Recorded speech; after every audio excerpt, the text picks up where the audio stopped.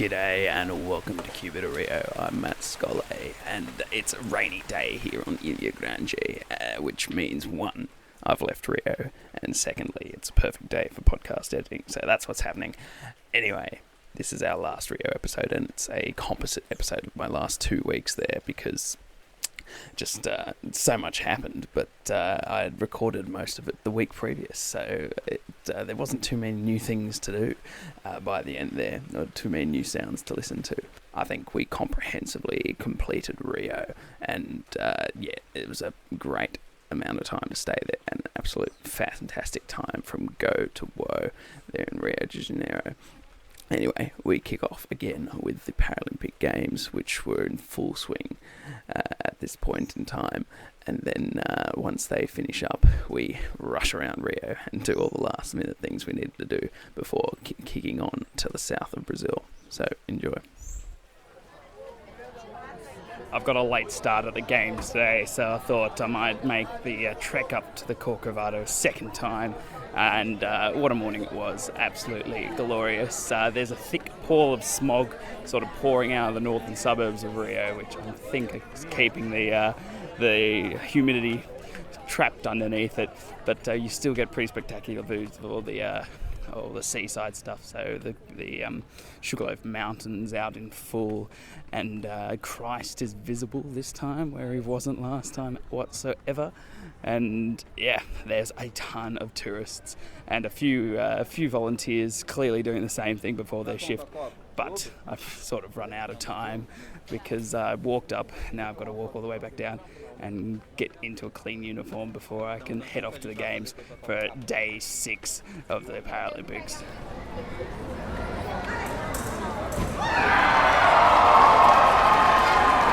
Massive day of competition, this one. I think it's day 8. I've lost count because I have no idea. I've been at this park so many times now.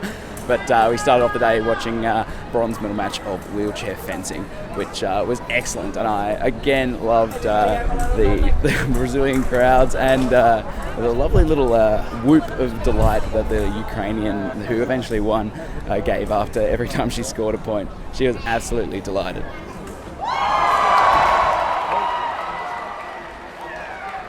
And then, I don't know, I was just wandering around the park and I spotted that the Aussies are playing in a mix in doubles for the tennis. And so I went along and I found these supporters that I met yesterday when one of the blokes, Dylan Alcott, was playing his singles match. He's playing in the final tomorrow, going for gold a second time. But this was his doubles match with another guy that, what was his name? It was Davison and Alcott, and yeah, Heath Davison was the other guy. And as you can hear the whole time, there were these fantastic supporters in the background, just shouting their lungs out the entire time. And they had a really shaky start, actually. The boys, they lost their first set, and then about halfway through the second set, these supporters helped turn it around. And every point they won, they got a massive reaction. And this helped them get that second set and then power them through that third set as well. And honestly to God, let's just listen to that entire last point.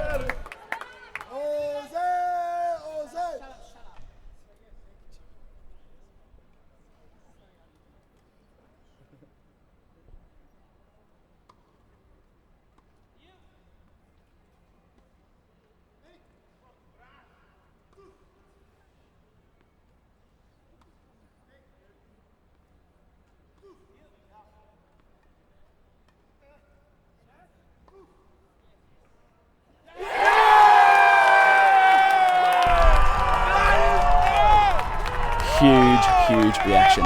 And then as soon as that happened, they wheeled out the podiums and we had the ceremony.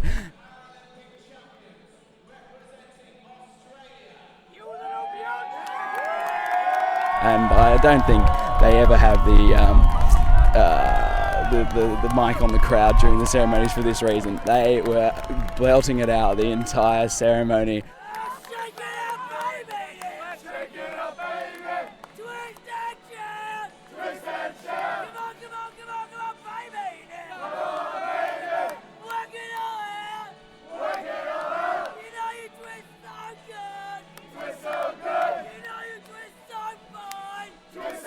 pretty much disregarding the protocol of the whole thing. And then out came the national anthem, and that Australian flag went up the pole, and it was a pretty special moment, I must say.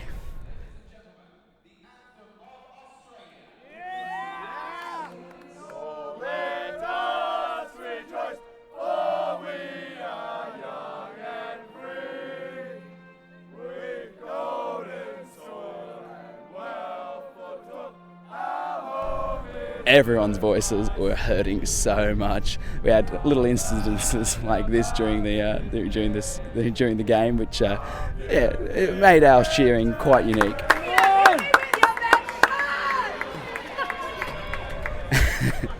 And after the game, we went into the tunnels, and we were out the back of the tennis court there. And out came all the medalists. The British got bronze. The US, which the Australians defeated there, they came second. And this is what a silver medal sounds like. Oh, it rattles. Oh, I didn't know that. So this is the first games in which the medals actually have rattlers in them, and I think they are distinct rattlers, because here's the silver one, and then out came the Aussies, and here's the gold one. So, silver. Gold. Don't know if there's a difference, but we'll see in the edit. But I got to meet the boys, got to see the gold, didn't get to touch it, really wanted to, but I loved Dad's reaction when he had it in his hand. And there was a lot said back there, which is definitely private to the lads, but it was an amazing day out at the Olympic Park, and I'm very thankful to the Australians for making it everything that it was.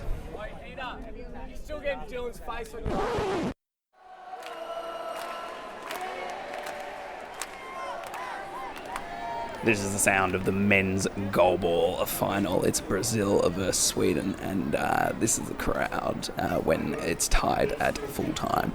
And in goalball, what that means is that it goes to two sessions of 2 overtimes of 3 minutes each, and it's golden goal in both of those. And there's only been one case where these overtimes have been extended, and then there's a penalty shootout after them, and that was thrilling. It was during a women's match earlier in the week, but I completely did not have my mic on me at the time. But Brazilians are loving their goalball team, and there was a bit of to and fro in the first overtime, which got the crowd on their toes, really. They were nervous as anything. And this was what happened when there's nearly a goal go through from Sweden.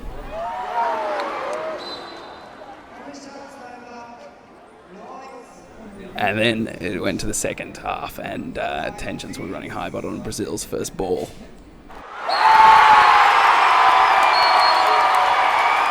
They won it. They got the golden goal and so secured the bronze medal over Sweden, and the crowd were freaking insane, like they had never been at goalball. And because the gold medal matches tonight, not including Brazil, I think this is as noisy as goalball's ever going to get.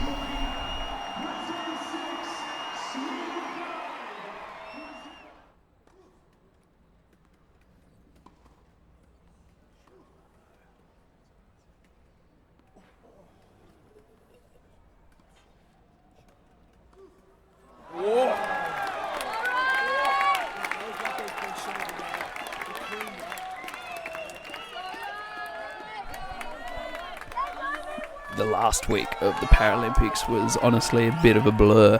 I remember at some point there was Dylan Alcott's singles match, which was absolute blast. He was so comfortable the entire time, and dispatched his opponent, who I've completely forgotten, with relative comfort compared to the tension of that doubles match, which was riveting all the way to the end. But after this game, they all headed out to a night on the toon in nearby Barra. I didn't know this, but because of all the incidents with other teams, the Australian team had implemented a no-go zone around areas like Ipanema and Copacabana, where I was staying.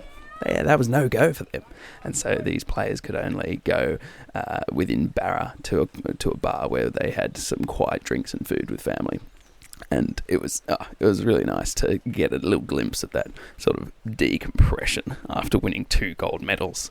Like, oh my god, there's not too many other athletes did at these games. But anyway, the pace of the Paralympic Games did not drop off that entire week because of the introduction of wheelchair rugby as one of the major focuses of that last part of the competition. And what a game! The hits are so brutal. And the Aussie team, the Steelers, who I'm fairly sure I got to see every single game of, were an absolute powerhouse. They had some of the most incredible players in the competition, undoubtedly.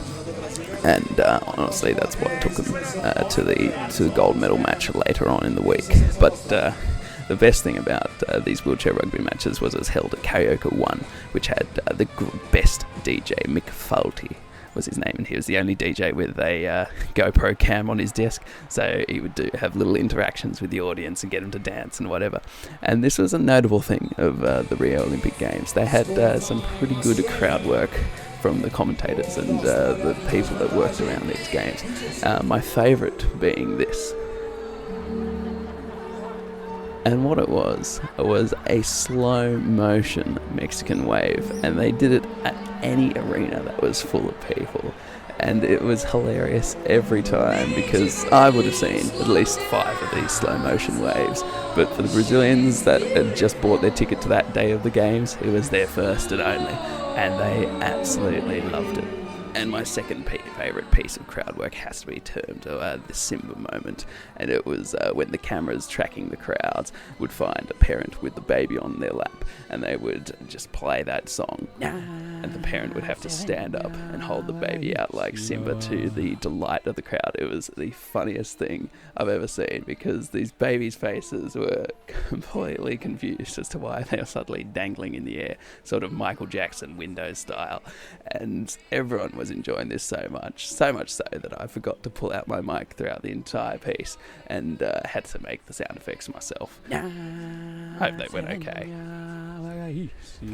But yeah, it was a cracking match, and I sort of finalised my my sports at the grand final of the gold medal match of the five-a-side futsal, which I had enjoyed the entire time throughout the games, and it went down to penalties, and this is what a penalty sounds like at a five-a-side football match. And the reason for that is that, remember in five-a-side football in the Paralympics, the players are blindfolded and have visual impairments. And so they're taking a shot against a keeper that's can fully see and is fully capable of saving goals using his eyes like he should. But because the players are blind, what they have to do is then tap the posts with a metal ring or something so that the players can orientate themselves and then take the shot. And incredibly, the players get shots past these keepers. It's just incredible. And it was Argentina versus China, and the Brazilians, god damn them, hate the Argentinians so much that they were cheering for China to win in the blind football. And I was like, oh, god damn, you can't even support your own continent, you bastards. That rivalry runs so deep. But in the end, Argentina overcame the contrarian crowd and won it in the end, which was an absolute brilliant moment for the 50 Argentinians that were in the audience and me, who was rooting for Argentina the entire time. And while the gold ball matches, both male and female, were sort of headed towards those gold medal matches, that meant that work for me became less and less, so I just got to see more and more sport, which was an absolute brilliant way to end the Paralympics. And that took us all the way up to the last game of the Paralympics, which was on the last day of competition, the 18th, which was wheelchair rugby Australia versus the USA.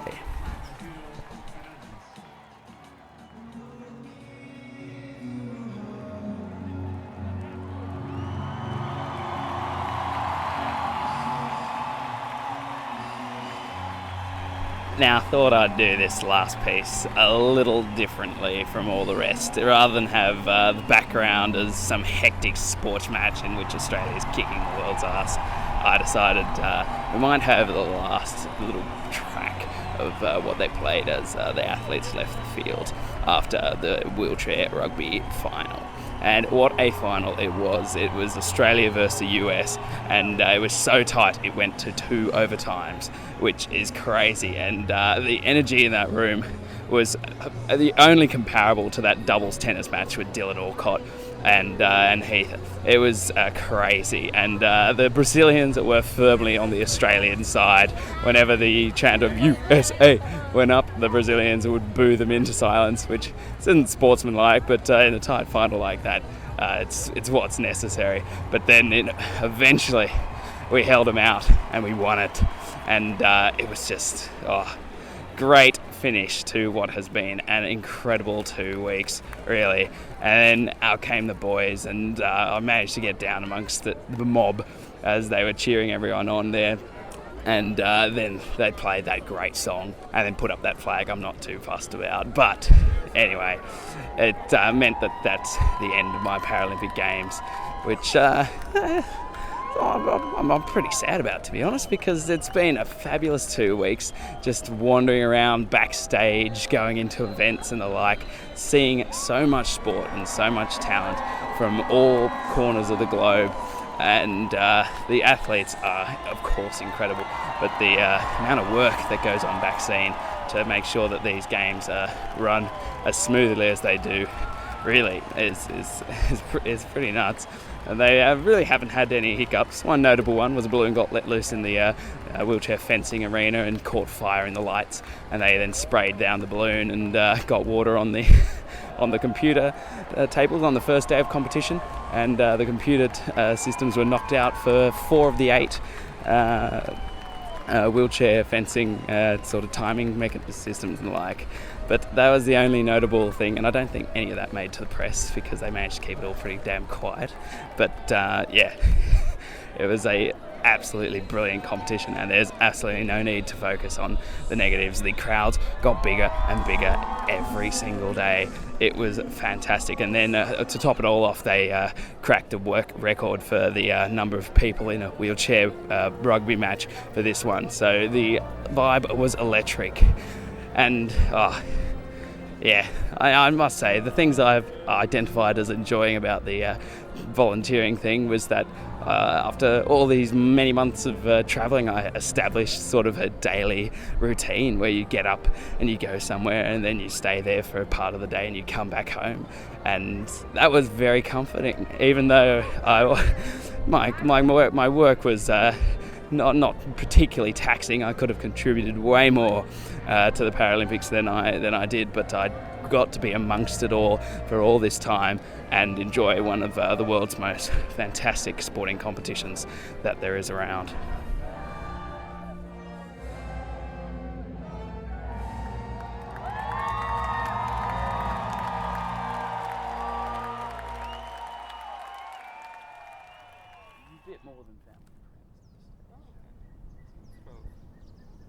First morning after the Paralympic Games, and I decided I'd climb one of the last Rio landmarks remaining. It's called the Pedra de Gavea, and it is this gigantic granite monolith between Ipanema and Barra, where the Olympic site is. So standing on this rock, I feel like a bit of Mufasa telling Simba, everything you can see will belong to you one day, because I can see the Olympic Park off to my left there, and if I spin around to the north, I could see Ipanema about 15 minutes ago.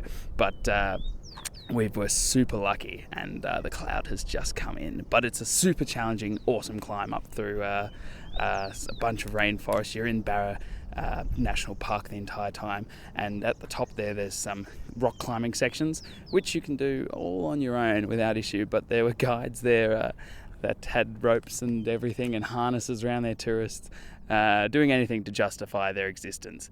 But you do not need to have ropes to come up Pedra de Gavea. You can do it completely solo, and it's a nice safe track because the trailhead is in a gated community at the bottom there on the nice side of Rio in Barra de Tijuca. So it's really quite nice.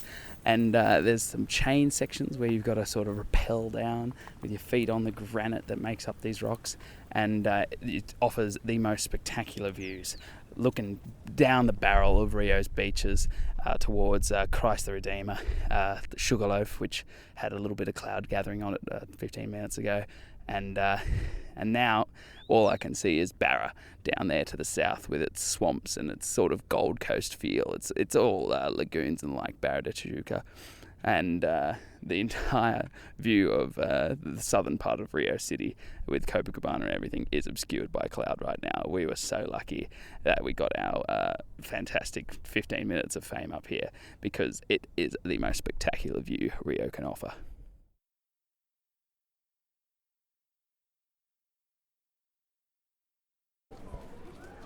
So I figured out that today is only the 5th rainy day I've had on my entire trip, and so I decided to dedicate it to a museum day. And the museum that's an absolute standout here in Rio is its newest one. It's called the Museum of Tomorrow, and it's Rio's architectural and locational answer to the Sydney Opera House, because it's this incredibly modern-looking building with all these sort of fingers stretching up to the sky, which are in fact solar panels that track the sun and move with the sun as it goes overhead all day. It's pretty cool from the outside, and it's got a spectacular location as well, where you can see all of the big ports and docks around the Rio Harbour, including its massive bridge across the entire harbour. I think the bridge spans some maybe 3 or 4 k's over to Niteroi, which is fairly impressive. And the museum is so futuristic, it in fact surpasses what we can currently do with technology, and that extends itself to its ticketing, which is internet purchase only, which causes major hassles at the front gate when everyone shows up because the ticketing didn't work at home. And they all try and crowd onto the one Wi-Fi network, overloading the Wi-Fi network, trying to buy their tickets at the gate. There's a woman trying to deal with this heinous system, and because it was a free entry day, I ended up buying the tickets for some 6 other people so that we could all go in, because my browser was the only one that worked. It was a disaster, but it was a free day. So I didn't end up buying the tickets, but that meant there were huge queues of people inside the museum.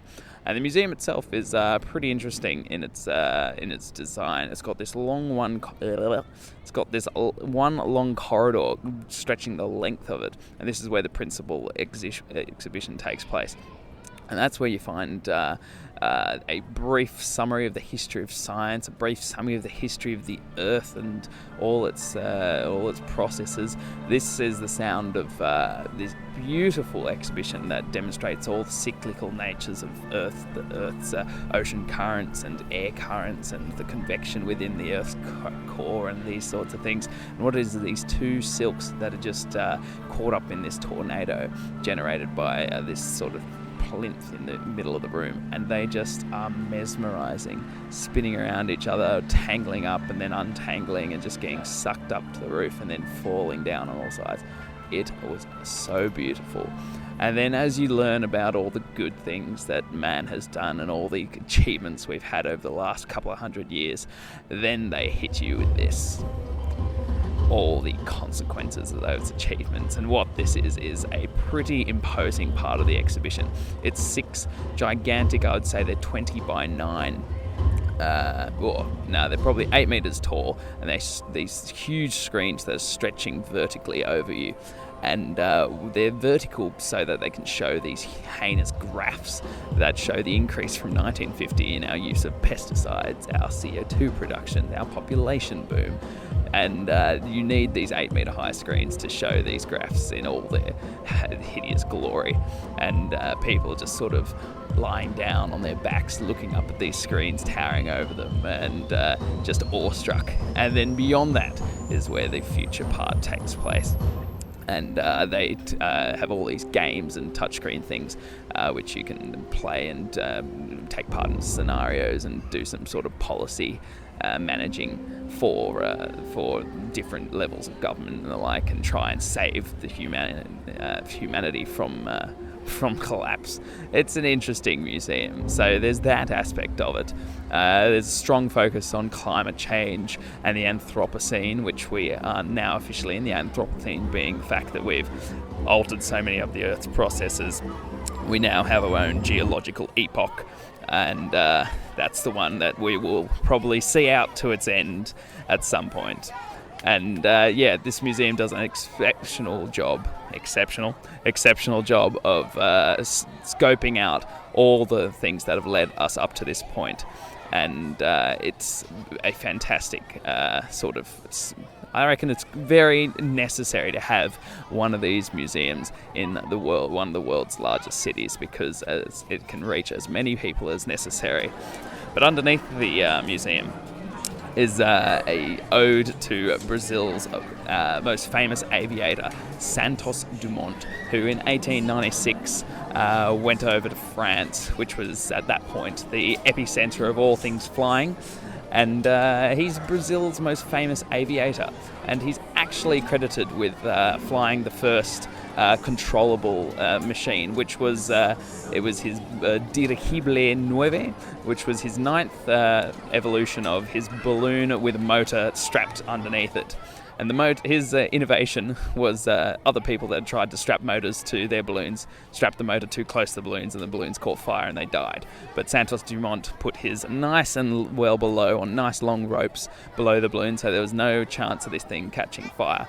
And he actually, on his second attempt, won a prize that a rich Parisian put up for someone to take off from the banks of the Seine, do a loop around the Eiffel Tower, and then come back to the same point he took off, and he won that prize in 1898, which was pretty impressive. And then Brazil embarks on some rewriting history in that 14 bis, which was Santos Dumont's version of a plane, took off in 1906 and flew some 27 meters at a height of 3 meters, and they try and write this off as the world's first powered plane flight, which is not the case, because the Wright brothers did the same thing 3 years earlier in 1903.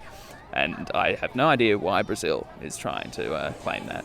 But you can ride in a model of this plane, and effectively it looks as boring as it sounds. And all it is a plane rocking on an arm, pretending it's in the sky, with people getting bored almost instantaneously in the cockpit seat. They're wearing a famous Panama hat, and Santos Dumont is credited with making the Panama hat, or as we've previously learned, the Ecuadorian hat, famous because he wore it all the time in his flights over in France there. So Museum of Tomorrow, worth checking out, and hopefully you can get over here for the Santos Dumont exhibition, which is only temporary on its lower floors. It's one of my last days in Rio de Janeiro, and I decided to get a different perspective of it by crossing Guanabara Bay on the ferry.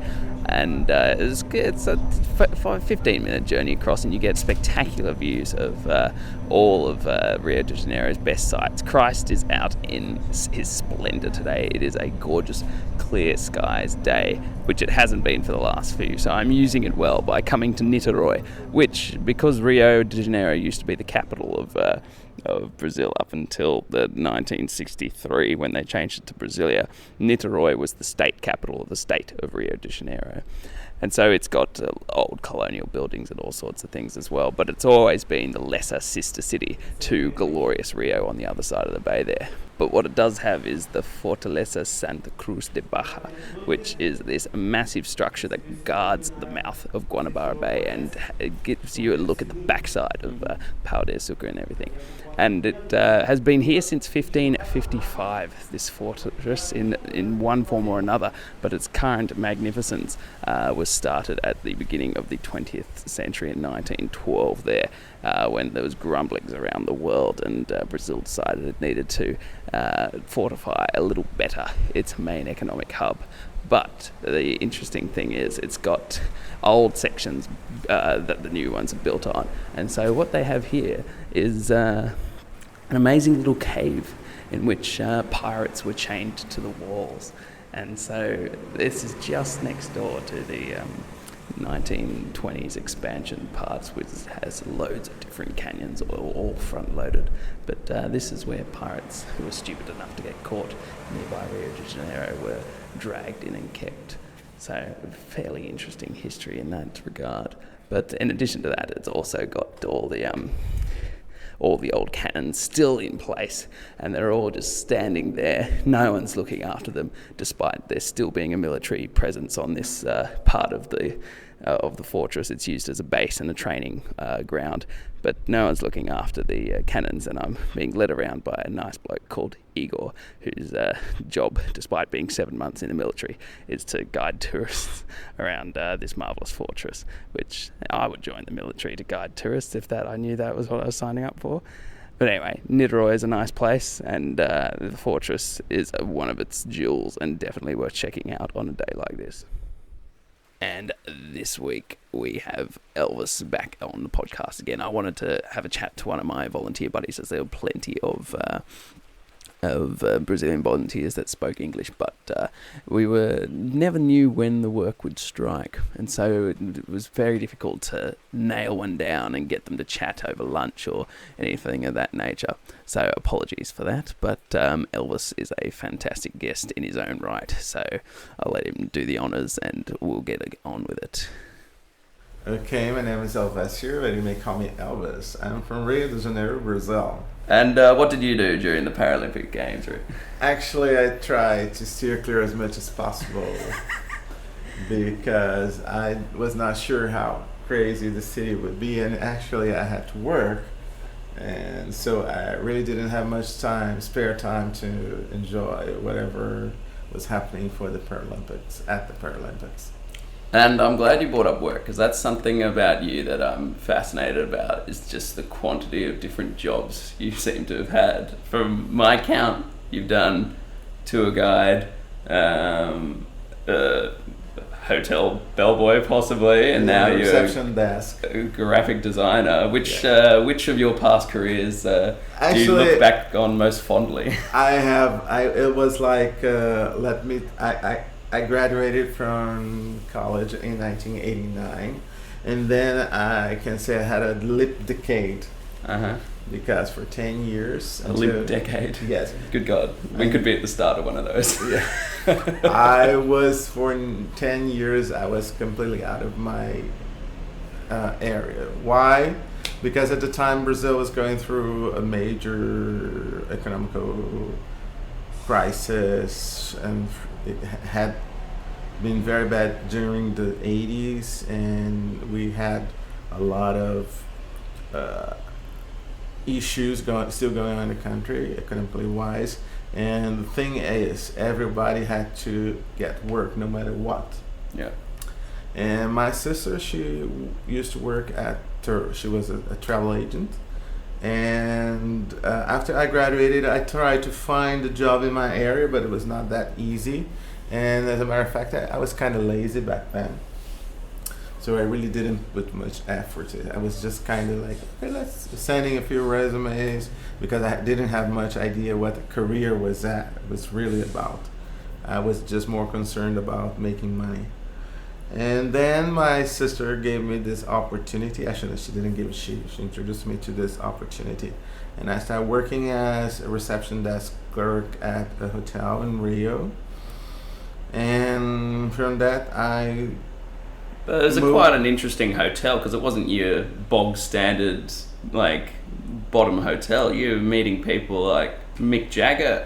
I worked in very good hotels. I started with a hotel in Copacabana. It was very plain, and then I moved on to another one, which was a bigger one at Copacabana, not Copacabana, but next to Copacabana, called Leme. And there where I started to be in touch with hip people, artists, and people like that. And then I moved to yet another one, which was the Intercontinental in Rio back then. All right. And there I had a lot of opportunity to see a lot of great people. For example, I stumbled upon Mick Jagger. Yeah.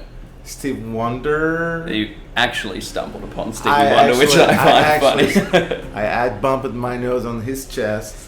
And that's a funny story. But I love the fact that you bumped into a blind man. yes, and it was like pretty much I didn't realize who he was until I looked up and I said, "Oh, Mr. Stevie Wonder," and then he turned to me and said, "Yeah." And it was like, I was like, "Ooh, God." And one of the finest moments that I had at the hotel was with, I'm a graphic designer, and one of my, I enjoy very much going to the movies, and one of the directors that I enjoy most is the Spanish director Pedro Almodovar. Can you name any of his films? Because I don't know. I really don't know the names in English, but because all his movies are from Spain, I know the names in. All right, okay. So, but he had quite a few famous movies in Latin America because Spain is very Latino. Yeah. And so it appeals to a lot of a large audience here. I don't know if in other countries in the world, but anyway, he was famous. And then in the middle of the night, he came up with one of his favorite actresses, Rosie Perez, and we started chatting at the reception desk. And I was like starstruck because, oh my God, Pedro Almodovar is right here in front of me. All for me. And we're chatting. I mean, it was very exciting, and all the things. It was like it was a great time. And after working at the Intercontinental, I moved to a travel agency where I made a good friend there, and she used to work at one of the major airlines in Brazil back then, Varig. And she. Interestingly, you don't hear much about Varig these days at all. Because it went bankrupt. Yeah. Right, so okay. It's been dead and gone for over almost 10 years. It's Brazil's Ansett. Australia had an airline that disappeared off everyone's charts. So and then after that, I went to work at the Rio de Janeiro International Airport, where I worked for a company where we served several different companies who didn't have their own staff here in Rio. Uh-huh. So I had the opportunity to work for Aerolíneas Argentinas from Argentina. Did you ever get a trip down to Argentina? Never been to Buenos Aires. They were cheap, those guys. Yeah. And I worked also for, I had some weird experiences there because I worked for the Angola Airlines, which was an experience actually. Because Brazil had some alliance. It was on the Soviet side of the Cold War side of things, so it had more connections with Russia and with those communist bloc countries. Like Angola is Russia, is Africa. Yeah, because the thing is about Brazil country. is that we were way back in like 80 years ago. We were not so much like in the U.S. and maybe other capitalist countries where there's communists and capitalists. We knew there's the in between. Yeah. And so we always had a good relationship with the United States, but at the same time, we have still do. We have a good relationship with many former communist countries. Especially Cuba, for example. We've always been friends to Cuba. A lot of Brazilians love to go to Cuba, and many countries in Africa when they were communist or not so friendly. And nowadays, Angola is, I don't know what's going on in Angola, but at the time I worked at the airport, it was very bad. Things were very expensive. It was very peculiar flight once a week. And what kind of people were getting on that plane? People that they were mostly Brazilians who worked at Angola. Yeah. And developing their oil. Developing their everything because they were torn down by the previous war. And so they had nothing. They don't have much yet. So it's pretty much like a lot of people don't have anything and a few people have a lot. And that's what I gather so far. But anyway, so back then it was just Brazilians and a lot of missionaries, and it was, no one was going there for tourism. Yeah. And many Angolans. Yes. Angolans. They were like they smuggled things back and forth because there was nothing available. I remember that a bottle of 1.5 liter of mineral water costed $10 or 10 reais or something. It was very expensive at the time. I was like, oh my god!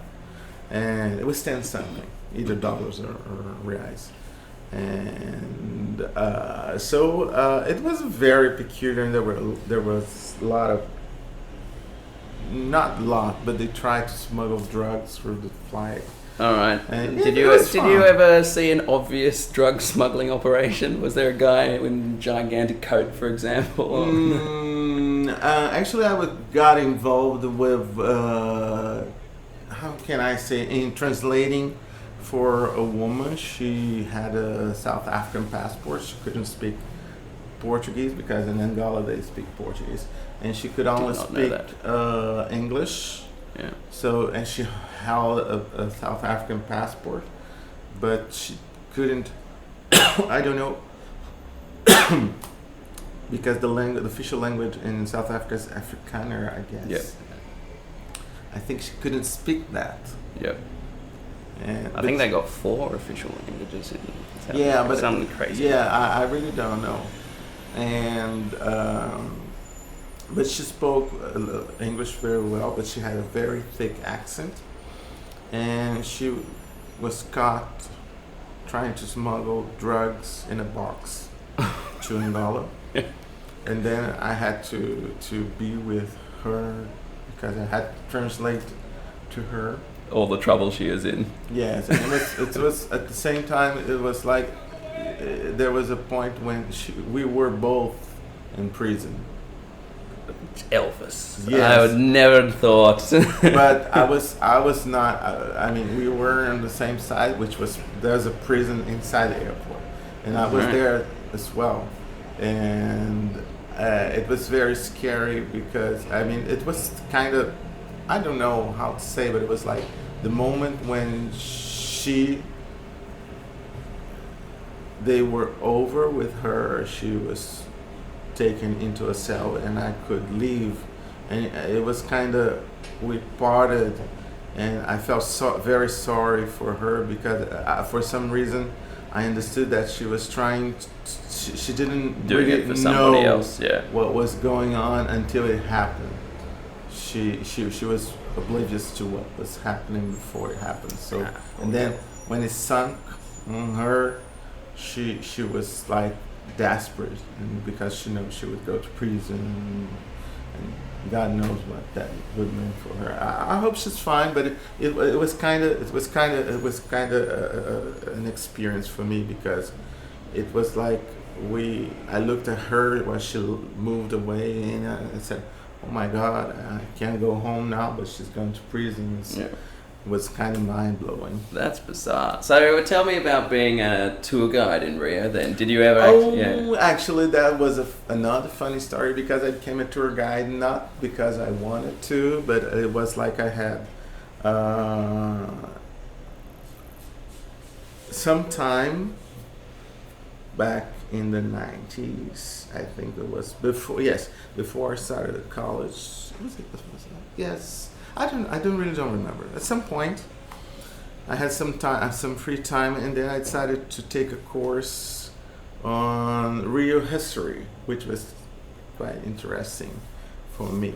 Could you give us a little bit of Rio history about this area? For example, we are in the city center, and so this is an area where the city started, like 450 years ago. And there were like major changes here. Like, for example, we had 2 mountains in the middle of the center that were torn down to let the city breathe, but actually it was like they were trying to get rid of the poor people. But anyway, and so there's a lot of history around here about the city that is very interesting, like where Samba was born. That's the Pedra do Sal. That's where you went there. And you have a lot of archaeologists have a great time around here because they, and up to today, they still find skeletons from people who were buried in the middle of the city, and because from European times or from indigenous times? From European times and from indigenous time as well. So because even though the city is very young, the American continent is very old, and there were like people living here 11,500 years. I learned yesterday at the God knows how long. So it's like sometimes going back in time, and because it seems like the area where Brazil is at is one of the oldest in the world. So, and it's not shattered, so that's why we don't have that much earthquakes and things. Like it's an old part of the world, just like Australia. Yeah. So everything is in place, so it doesn't, unless there's like a major or something, it stays in place. So we don't feel like shaking. We just feel like every now and then, like when you're dizzy. Yeah. All right. Okay. And tell me, I'm fascinated. All the footpaths here have different patterns and different stories, and you seem footpaths, like the walkways that you walk on, like the Copacabana design and the Ipanema design. Those Where are, did they come from? They're named Portuguese stones, which is something that I've never been to Portugal, but it says very common there that you have like these stones, black and white, and they make patterns on the sidewalks. But in Portugal, the Copacabana one's like a wave, and then the Ipanema one's like chain links. And so as until like perhaps 50 years ago, several parts of the city used those stones to cover the sidewalks. But it was like a problem for a lot of people because first they get loose and they go away and they get lost, and so there were holes on the sidewalks, and a lot of women had problems with their high heels because they get stuck in the cracks. And actually in Brazil, like everything it's not really most recently it's not well done. Sometimes it looks like whoever put the things together is completely drunk, so it becomes like a surrealism pattern. So it's really weird. So right now, only on certain parts of the city they still keep it, like Copacabana, Ipanema, but Ipanema only on the sidewalks of the beach. Copacabana inside still. And here in the city center, you will see less and less every time. Yeah, there's little shout outs to the different patterns around the city. Yeah, it used to be like all over the place, but now it's getting less and less. So, but it's still there. It's something that's nice to look at. Yeah. But the best experiences in Copacabana, I guess, because of the waves. They keep it better.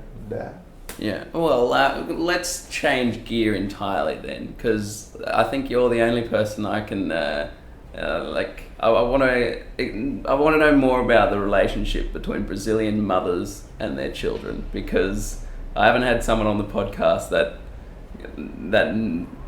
has explained it as well as you have, just how close that connection is. I know it's close in every country I've been through, but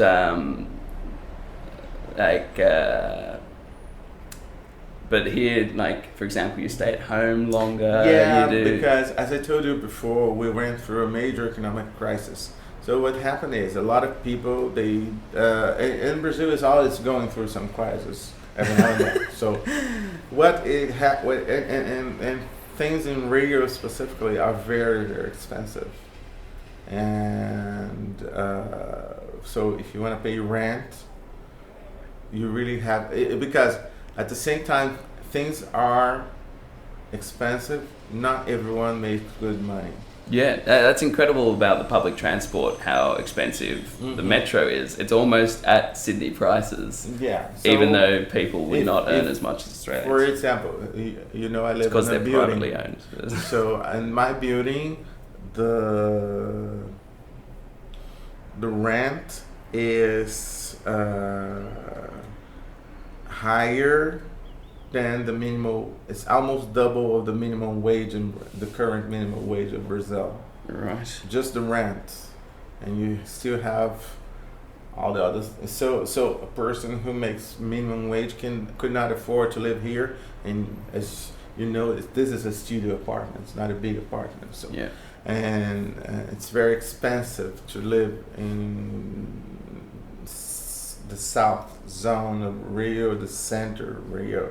So you really have to make a living above The average. the average. And how does that relate to people staying at home as long as they do? That's why that because of these crises, people they had problems getting jobs that pay the rent, and so they prefer to stay at home and with their parents, because nowadays it's harder, but until the 80s the families and the apartments in Rio were very huge, so you can easily have like two couples or like two families living in the same apartment. Yeah, you were showing me some that were enormous, like 150 square meters. Yeah, I grew up in an apartment that was like very big, and I realize it now. But for example, just one of the rooms was the size of my apartment. Yeah. Like this apartment where we are now. Just one of the rooms. And so it was like very big.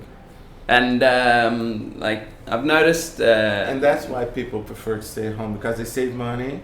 They work, they save money, and also there's one thing that Brazilian mothers usually, when they're middle class or upper class, they're spoiled their children. Yeah. So and I don't know if you know, it's very common to have maids at home who will cook and clean and stuff. Like people will have that at home. So not out of only need, because they don't want to do it all. I was having lunch with another couch surfer, and his mother called during lunch, and his whole demeanor sort of changed, and he was sort of loving into the phone, "Hola, mommy," and it completely changed his personality for this woman on the other end of the phone. It was amazing. Are you like that with your mum? I don't know, because I to tell you the truth, I didn't leave my parents' home until I moved here, and that was so I'm one of those who just loved stuck around for years, until it's time to go, it's time to move on. And actually this is very bad, because at the same time that you have the perks. Someone cooks and cleans your shop. Yeah, so but at the same time, it makes a lot of a lot of people, old men, they act like they're children, because they're still under the. I realize that now. So I've actually, because my mother died like 25 years ago. So I lived in their apartment after my parents died, so I was not with them.